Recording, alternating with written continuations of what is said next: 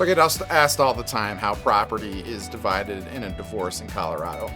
The first thing the court has to do is determine what's marital property, because that's what's subject to division. It might seem simple, you bought a house with your spouse, or you bought a car, and then that's subject to division, but it can get really complicated really quickly. Colorado is an equitable division state, but equitable doesn't mean equal. It means fair.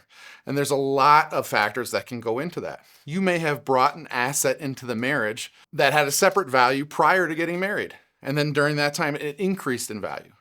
You may have contributed separate property that's not part of the marital estate to acquire a marital asset. That might be taken into account by the court when dividing it.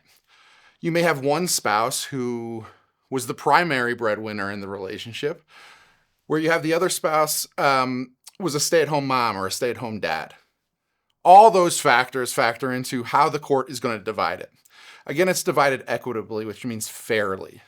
So there's a lot of room for argument, a lot of room for convincing the court that certain things shouldn't be divided or certain things should be divided.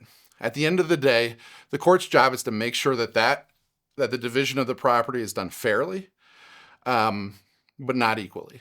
I get asked all the time, what's the difference between marital property and separate property? And really the keystone to this is when you were married. Any assets or any property that's acquired after the date of the marriage is marital property. But there are some types of assets that are more complicated. For example, if one spouse bought a house prior to getting married and the other spouse moved in after marriage, that asset actually has two components. They have a separate property interest and a marital property interest. The separate property is any property that was acquired prior to the date of the marriage. But obviously, once the parties are married, that asset may become a marital property, and there may become a marital component to that as well. I get asked all the time about businesses, and when one spouse owns a business, or if there's a family business, how does that get divided? Well, a business is an asset just like anything else, like a home, a car, even a bank account. The business can be more complicated, though, especially when you're dealing with services and things like that. But the business ultimately is no different than those other assets. The court has to determine, is that asset marital property? If it is, then it's subject to an equitable or fair division. If that business is not, then, or if there's a portion of that business that was started before the parties got married, then that would be a separate property interest, which wouldn't be subject to division. Again, the keystone here is when were the parties married? Did they acquire assets, or did assets that were brought into the marriage acquire value? If they did, then they'll be subject to division by the court.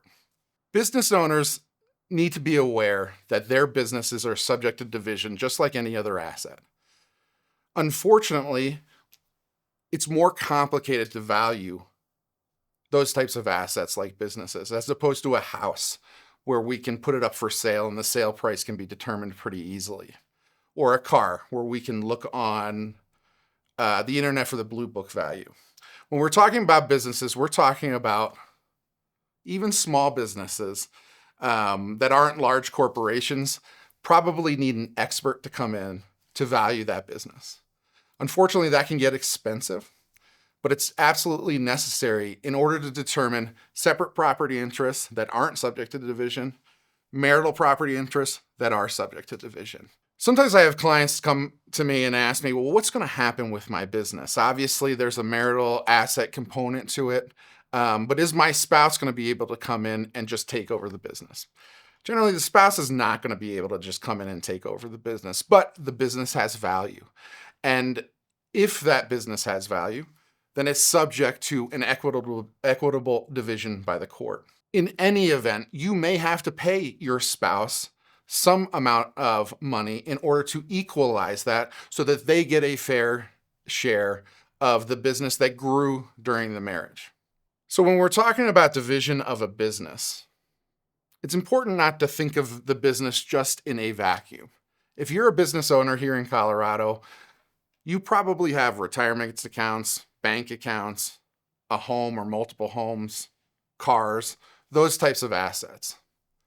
When we're talking about an equalization payment to a spouse, we need to determine what's a fair and equitable distribution of that.